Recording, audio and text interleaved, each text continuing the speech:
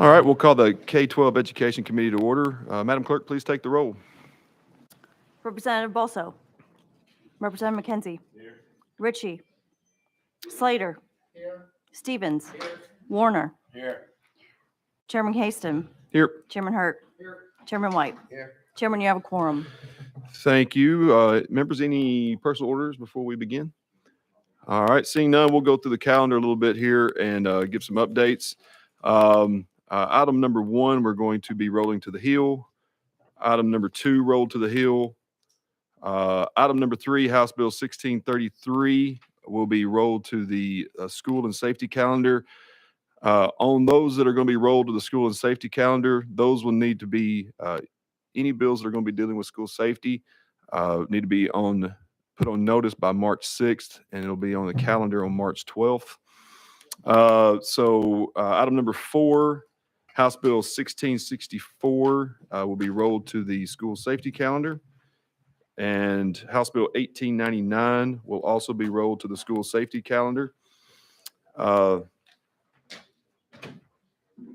Is Vice Chair Hicks in here? Is Hicks in here? Okay. That brings us to, you ready to go? This brings us to item number 6 on the calendar, House Bill 1789 by Vice Chairman Slater. Do I have a motion? Motion. Properly motion. Representative Slater, you are recognized on House Bill 1789. Thank you, Mr. Chairman. Thank you, committee members. House Bill 7889, last year we passed some good legislation that helps keep criminals out of classrooms. And House Bill 1789 builds on that work. Currently, if a licensed educator is convicted of certain crimes, that individual is subject to automatic revocation of their educator license. But if the individual pleads guilty or nolo contendere, which means no contest, it is unclear in statute whether the individual is subject to potential license discipline. House Bill 1789 ensures that educators who plead guilty or no contest to offenses under judicial diversion cannot avoid accountability for that plea during the period of time they are under judicial diversion. And with that, I stand ready for questions. Thank you for that explanation. Members, any questions for our sponsor? Representative McKenzie, you're recognized. Thank you, Mr. Chair. So just to kind of pull on what you just said there at the end. So during the time they're under judicial diversion, they can't. What's the process for having them reinstated? Someone's been put under judicial diversion. They've satisfied everything. Now what? Representative Slater. Thank you, Mr. Chairman. So under judicial diversion, they've entered into a plea deal. If they continue to follow through with that plea deal, which some individuals don't, but if they continue to follow through with that plea deal, then they can ask to be reinstated, for their license to be reinstated from the state board. Representative McKenzie. Thank you. Just to be clear, like you said, that this is kind of cleaning up what we did on last year. Is there are systems in place for this to happen already, for this type of, I know if someone's kicked off, there's an appeal process, all that good stuff. But for this particular one, are we satisfied that all our systems are in place to allow that? And then there's an appeal process if they're denied after they've completed their agreed upon sentence. Representative Slater. Yes, and a good question. And the State Board of Education has systems in place, no matter the reason that someone may have a license revoked, including this reason. There are systems in place that someone can make an appeal and have their license reinstated as long as everything is satisfied at the State Board. Thank you for that. Members, any other questions? Seeing none without objection, we'll be voting on House Bill 1789. All those in favor, please say aye. Aye. All opposed, say no. The ayes have it. You're on to full education. Thank you, committee. Thank you, Chair. All right, that brings us to item number 7. Do we see Vice Chairman Hicks? Okay, this brings us to item number 7, House Bill 2059. Properly motion. Representative Hicks, you are recognized on House Bill 2059. Thank you, Chairman. What House Bill 2059 does is it simply brings the work-based learning hour credits during the year from 3 up to 6. There's a lot of seniors, especially seniors, that may need more hours because a lot of companies wants them to be able to work at least a half a day all year. And currently, with only 3 hours worth of credits, they can only work for a half a day for only one semester or a half a year in school. So this is something that's been worked on sort of all summer and all the way across the state. A lot of educators are wanting this. You know, a lot of seniors now, they have all of their credits and be completely caught up with their work. So they're going to have probably a couple of classes during the morning. And most of these students can actually work the rest of the day. And a lot of them choose to do that, but through our laws, they can't. They can work, 3/4 of the day for one semester, and then the other semester, they just basically, what the educators are telling me is they're wasting time, basically. They're sitting around either taking classes that they don't really need to be taking, or they're doing nothing. So I think it's important. A lot of these students will actually move on after high school and go to a higher ed. They'll go to a TCAT. They'll go somewhere. So they have a goal in mind because they've already got their work caught up. So it's really will help those folks. In Kingsport City Schools alone last year, students earned $167,000 working through this program. So I think anything we can do to double that is better. Thank you for that. Members, any questions for our sponsor? I had Representative McKenzie first, and then we'll go to Representative Ritchie. Thank you, Mr. Speaker, and thank you for bringing this bill. And not just this one. I mean, since you arrived, we kind of came at the same time. You've been kind of singularly focused, I would say, on making our workforce better, making our young folks ready to enter, gainful employment for a lifetime, and doing it through K-12 education. So I appreciate this bill. I definitely understand, and like I said, even if a student is going on in higher ed, to pick up a skill that they can, maybe go into engineering, but they can work with HVAC tech and figure out the mechanics of what they're going to learn about later on. Just makes a whole lot of sense. And that person that's going to be HVAC tech and going to do very, very well at it, just getting them a leg up in these and some other pieces that you've introduced over the past few years. So appreciate that, and I'll be supporting your legislation. Thank you. Representative Ritchie. Thank you, Chairman. Sponsor, definitely support the bill. Had one particular question. I don't know if you know the answer on it. Do you know how many students we've got across the state that are participating in these work co-op programs right now? Representative Hicks. Thank you, Mr. Chairman. Across the state, I do not know. In Northeast Tennessee, there's probably about 400 that round in that number that's working through this program. So it's extremely important that we, this is the new era of education. And I tell you what, getting your hands dirty, it sets you up for working the rest of your life. So I think it's extremely important. The earlier you can get to them, the better it is. Representative Warner, you're recognized. Thank you, Mr. Chairman. And again, Representative Hicks, thank you for bringing this bill. I want to echo what my two colleagues said. It's a great bill. It's a good common sense bill, and there's no better place for these students than the workplace. So thank you. Thank you for that. Members, any other questions?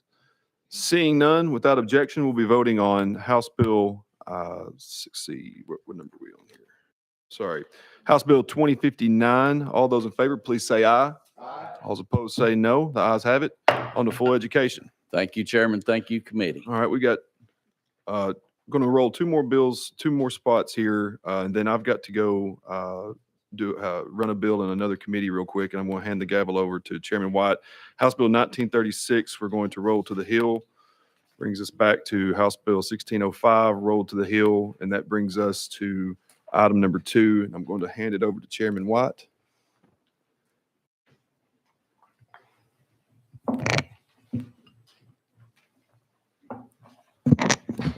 Thank you, Chairman Haston. Members, we're on item number 2, House Bill 1908 by Representative Bolso. You are recognized, sir, for your bill.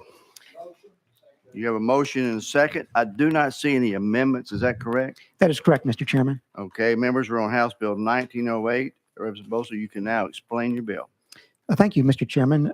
Members of the committee, this is a bill to introduce a pilot program for therapy dogs in 5 schools across the state with at least one therapy dog in each grand division. It's something that actually grew out of a program that we have in my home district, in District 61 in Williamson County. And Mr. Chairman, we have a witness to testify, Sergeant Morley, along with Bolo, the therapy dog. Sergeant Morley has signed up as a witness. I do not believe that Bolo signed a separate card, but everyone knows that dogs always tell the truth, so there's no need to put Bolo under oath. And with that, I'd like to invite Sergeant Morley to testify, and then we'll discuss it more. Okay, Sergeant Marley, would you come up to the seat with Bolo? And we are now out of session, and we will recognize you for your presentation and your comments. Thank you for being here today.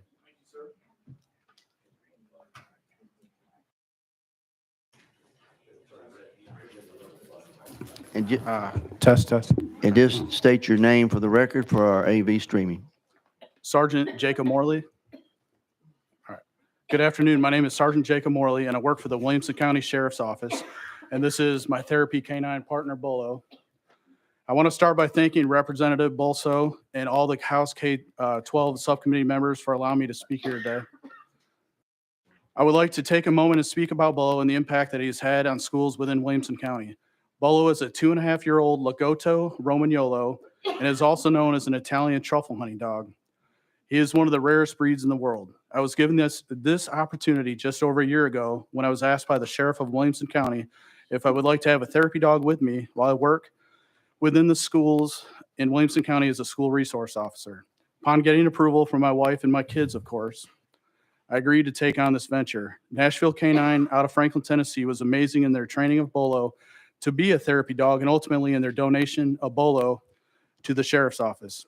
An agreement between Williamson County Schools and the Sheriff's Office about Bolo's role as a therapy dog within Williamson County Schools was put into place, and since then, I've been able to visit numerous schools in Williamson County with a goal of eventually visiting all of them. Whenever I enter a school, the immediate response I get is one of calming. School office staff immediately stop what they're doing and want to pet Bolo. I've been able to use him in situations where I assist counselors with students that are either having a hard day or that have a traumatic family situation that they're dealing with. Bolo assists in comforting students as they talk about their struggles in a situation that may not be comfortable for them. With Bolo's help, I've been able to assist in getting students back to class and remain engaged in learning after just a few minutes with Bolo. The stressors of school testing and school in general can be hard for some students. So having a moment with Bolo can make a huge difference in reducing that stress. I recently had a Brentwood parent tell me that his daughter looks for my patrol car when she arrives at school because she knows she's going to be able to see Bolo that day. I receive cards and letters often from students that depict Bolo and their thankfulness that he's around. Just seeing the excitement and smiles on students' faces has shown me just how impactful having a therapy dog in a school really is. Thank you for considering House Bill 1908. Thank you. With that, members, anybody have a question for Bolo or Sergeant Marley? You're recognized. Thank you. Thank you, Mr. Chairman. My question's for the sergeant, not for Bolo. Sergeant, you've told us about the reaction of the kids to the dog. Let me ask you, if I could, what reactions you've received from teachers and administrators and others in the school system about how they have noticed the cheerfulness of their students to rise whenever Bolo is around. I mean, it's overwhelming. When you walk in a classroom, it's almost an interruption. The kids get excited to see him. They got to get him under control again. It's amazing. Definitely a big change. Does he, you may have mentioned a second ago, did he have any special training just being a dog? He's been trained to be a therapy dog. He's trained to be a therapy dog. Nashville Canine out of Franklin was his trainer. Yeah. No, I'm convinced that animals, they're a lot smarter than what we give them credit for. Something about dogs, when you pet them, you calm down in nursing homes and children and a lot of animals. So very, very good. So this is a pilot program we're putting forth, right, Representative Boso? Yes, Mr. Chairman, that is correct. It's a program that has a modest fiscal note of $50,000 for the first year. It's just a one-year program that will set to sunset on July 1 of 2025. And then we will be able to reassess from the results of the pilot program whether it's something that in fact we should expand across all counties. Thank you. Anyone else like to make a comment on that? Seeing none. But let me ask you this. I guess principal leadership of school, if they wanted to implement this, they could on their own, right? Absolutely, sir. Okay, good, very much. And as I go around the state, mental health is a big issue in our schools. So this is one way of addressing that. Thank you. Anybody else have anything else? If not, we're back in session. Anybody? If not, move the previous question. All those in favor of moving House Bill 1908 out to full committee indicate by saying aye. Aye. Opposed? The ayes have it. Thank you, Representative. Where does that bring us now?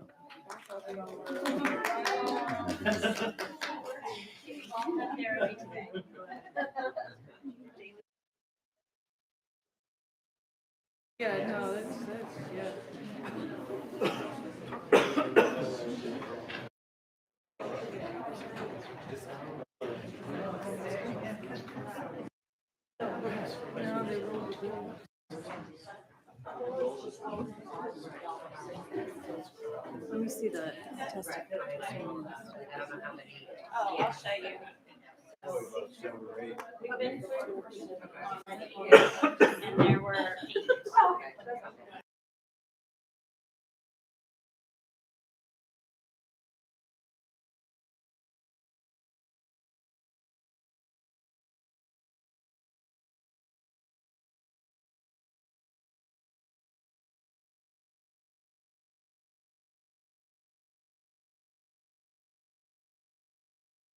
Okay. Okay, members, just want to make sure I was on the right track. Members, we're now going to come back to item number 1 on your calendar, HB 1605. Do I have a motion and a second? Okay, we have a motion and a second. Representative Bolso, you also have amendments on this. Which one are we considering? Mr. Chairman, this afternoon we're considering 13337. Okay, members, this is 13337. It is an amendment. It says it does rewrite the bill. So therefore, would you like to add the amendment for proper discussion before discussion? Any objection to that? Motion. I got a motion second on the amendment. All those in favor of adding amendment 13337 to House Bill 1605 indicate by saying aye. Aye. Opposed? The ayes do have it. You're back on your bill is properly amended. Representative Boso, you recognize. Thank you, Mr. Chairman. Let me, if I could just begin where we left off last week. We began a robust discussion of this proposed legislation, and there were several amendments that were suggested, which have now been incorporated into the bill that is before the committee this afternoon. First, you'll notice that in subsection CH of this proposed legislation, we've included as a permissible flag, a flag that represents a country or political subdivision thereof, in response to some of the comments that I believe you, Mr. Chairman, had last Tuesday. That would certainly resolve any confusion about whether flags of other countries or former republics or former Soviet states or anything else could be displayed in a classroom. This makes clear that they can be. And equally significant, when we look at subsection J, we make clear by amendment that a flag that is displayed temporarily as part of a bona fide course curriculum is perfectly permissible, because anytime you're actually using a flag for a proper educational or pedagogical purpose, there's obviously nothing improper about that or unduly influential. And then next, we have sort of bulked up the constitutional provision, subsection 2. Members may recall that we had some excellent testimony from 2 witnesses last Tuesday, Dr. Erica Bowden and Miss Rebecca Dryden, that focused to some extent on whether this proposed legislation was constitutional. And to address that, we included what's called a severability clause in the bill, which simply says that if at any time one portion of this statute is found not to be constitutional, that will not affect the other provisions that are in the bill. I will note that as we've laid this bill out, it is perfectly constitutional in all respects. The most recent guidance we have on this issue about the First Amendment with public employees actually came to us in 2006 from our U.S. Supreme Court in the case of Garcetti versus Ceballos. And in that case, Justice Kennedy, the former Justice of the Supreme Court, wrote that public employees' statements in their official capacity are not subject to First Amendment protections. And that's what we're talking about here. In this particular bill, we're concerned with statements, either verbal or nonverbal, such as the display of a flag, that a teacher or administrator may make in the classroom when students are present. So this subsection 2 further advances the constitutional permissibility of this legislation. And then finally, in response to Chairman Hastings' concern about giving LEAs and public charter schools advance notice of any concern by a parent that an impermissible flag is being displayed, we've added a provision that says before any parent or guardian or other party can bring an action against an LEA under the statute, the parent must first provide 10 days written notice to the school so that they can investigate and remedy the situation if in fact there is some violation of the statute that's going on. And with that, Mr. Chairman, that covers the additional amendments that we've made since last Tuesday, and we'd move for adoption. Thank you very much, committee. Before, we did have one person last week that I think he had a traffic problem. Is Mr. Joe Wicks here today? Do not see him.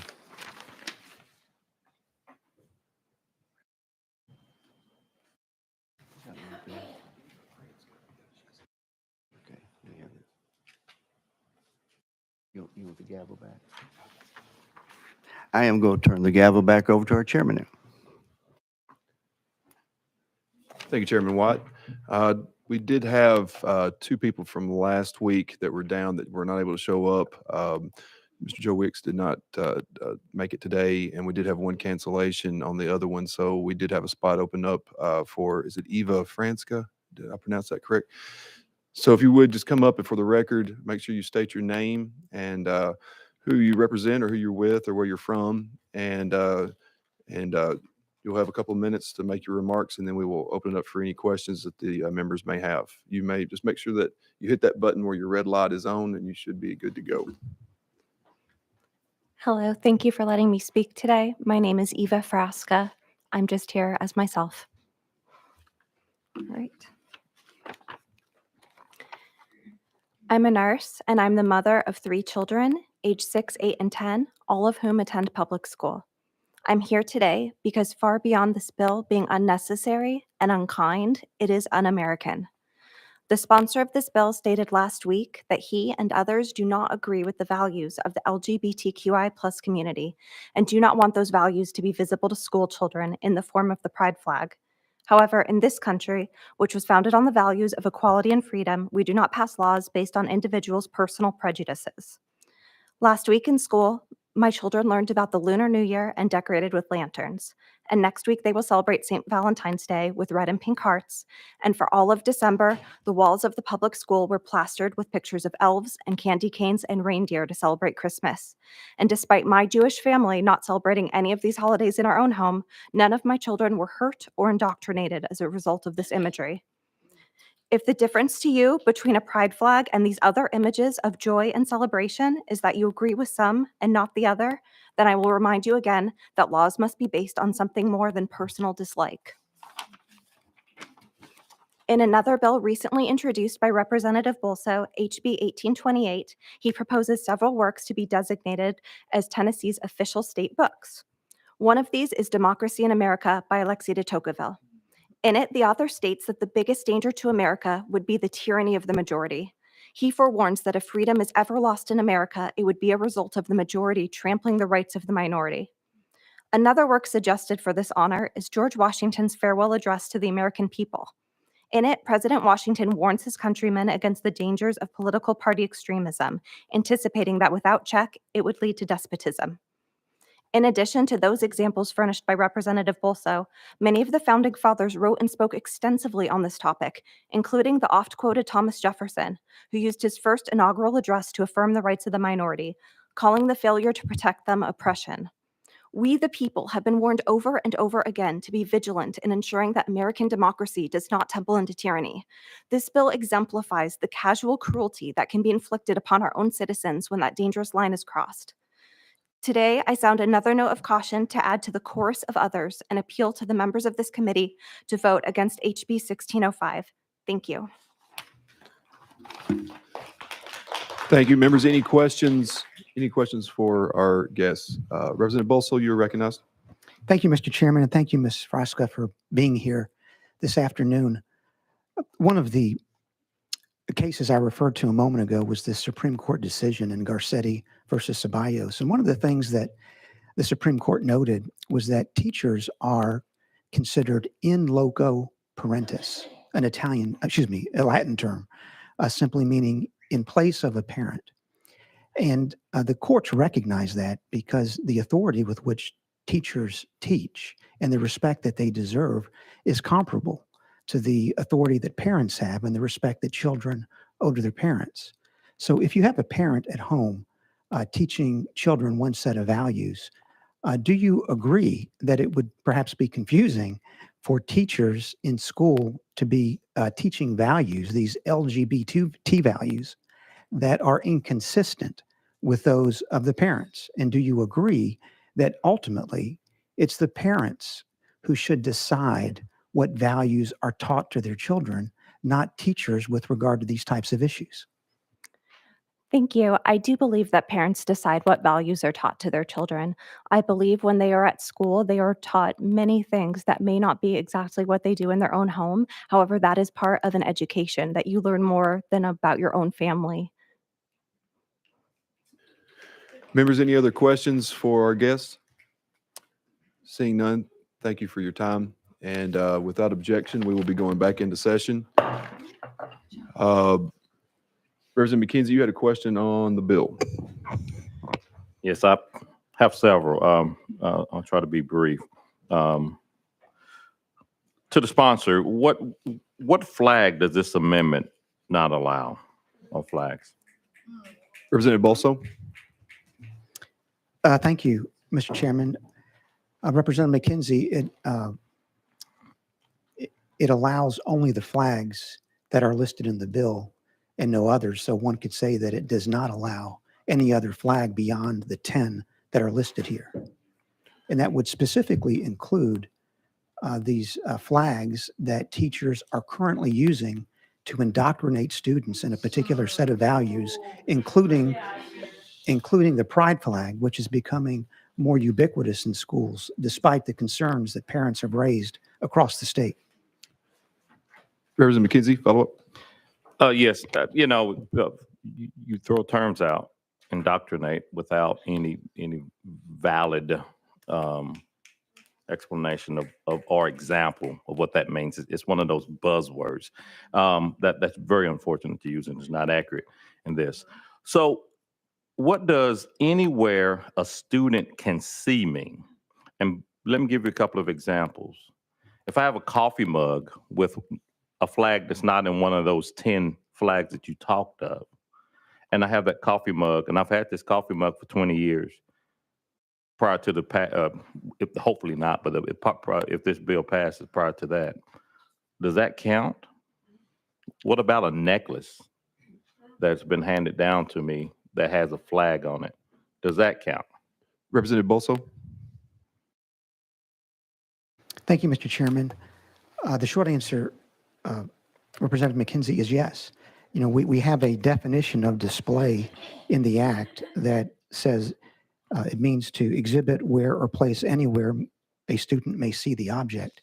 And the definition necessarily needs to be so broad because I believe you are correct that there will be some who, despite the clear intent of this legislation, should it pass, will try to get around it by, rather than using a flag, put an image of a flag on a necklace, on a coffee cup, on something else.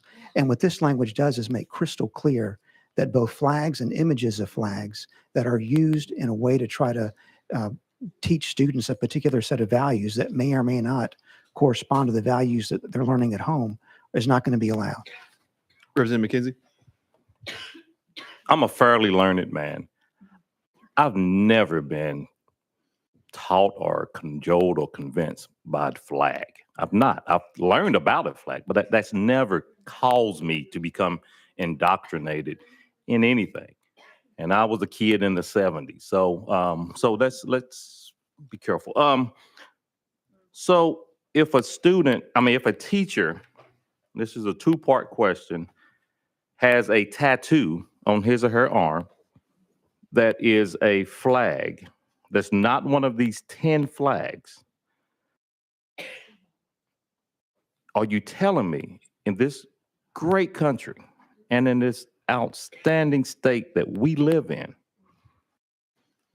we're going to penalize that person in any way? Question one. And then question two, and these are short questions, so I please thank you for giving me some leeway. And question two, how is that going to be enforced? Representative Bolso. Thank you, Mr. Chairman.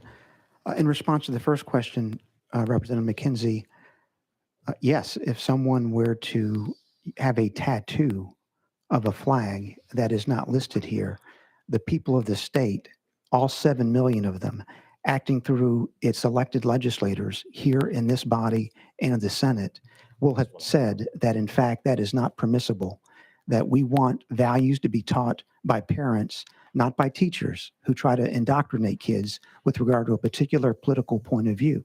And then secondly, how will this be enforced? It'll be enforced in a number of ways. There's a specific provision in the bill that allows parents to enforce it. Also, the Attorney General's office can enforce it. Also, through disciplinary means, LEAs and public charter schools can enforce it as well. That's the last question. Representative McKenzie. Members, I hope y'all heard that. That's extremely dangerous. However you feel about a pride flag, about a Russian flag, about a Black Lives Matter flag, about a thin blue line flag, however you feel personally about that, we have to be united in pushing these types of attacks at our personal freedoms. You're going to tell me that we got a great teacher out there doing great things for 20 years. Tattoos are huge now, right? They've become huge because they have a tattoo on their forearm during their time in the military. You're going to discipline that person or force this person to cover that up, going against his or her just rights to live. In the middle of a hot summer day, you're going to tell him or her you got to wear a turtleneck because they have a tattoo that can be. Please, members, this, I understand some members have issues, but this legislation, as the sponsor said, will carry weight way beyond what we should be doing as members of the General Assembly. We were not elected to push things like this. There's no indoctrination. Indoctrination comes with teaching, and if they're teaching their concepts, if they're teaching these principles, it's not in their rubric, they're not bringing it home, you're going to stay engaged with your family. If they're doing that, there are ways, there's laws on the books today to deal with that. But to have a flag displayed is not indoctrination. Thank you. Representative Bolso, follow up. Yes, thank you, Mr. Chairman. Just a few reactions. First, we do have an inclusive flag in this country. It's called the U.S. flag. You'll recall that for many years, I believe until 1953, E pluribus unum was one of our national mottos. It's on all of our currency. It means, obviously, out of many, one. We are one. We are all Americans. That is the inclusive flag. With regard to indoctrination, Representative, we're talking about very young school children who have not yet learned skills of critical thinking. They are at a very vulnerable point in time when they can very easily be influenced by adults. They do not know the difference between inductive and deductive logic. They do not know how to construct a syllogism, much less deconstruct a syllogism. And the reason we're here is because there are progressives across this state that are trying to take these values that are represented by a flag and indoctrinate children with them. Parents are tired of it. They have put... We're not going to have any outbursts, or we're going to have the room removed. Point of order. Point over, and then this started last week. To the parliament, I have a point of order. I have a point of order, and I need to explain what it is. Our rules do not allow members to try to incite responses. And that's what the sponsor's doing currently. Is there a rule against him? Representative McKenzie, that's going to be, Representative McKenzie, that's going to be up to a lot of interpretation. I'd say that there are some, I think that can be levied against members on the other side that may make comments that could incite compliments on the other side. So with that, we're going to go to Representative Warner. Thank you, Mr. Chairman. I'll call previous question. Question has been called. Without objection, we'll be voting on House Bill 1605. All those in favor, please indicate by saying aye. Aye. All those opposed say no. No. The ayes have it. Moves on to full education. Disgusting. We'll stand in a 2-minute recess.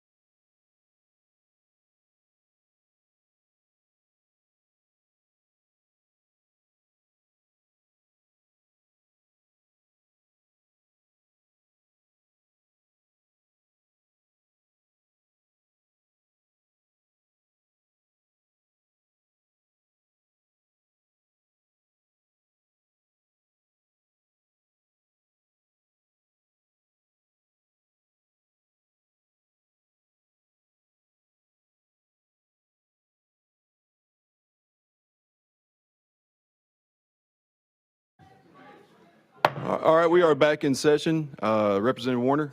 Mr. Chairman, I make a motion we adjourn. All right. Next week. All right, we will be rolling the remainder of the bills to next week's calendar. And with that, we stand adjourned.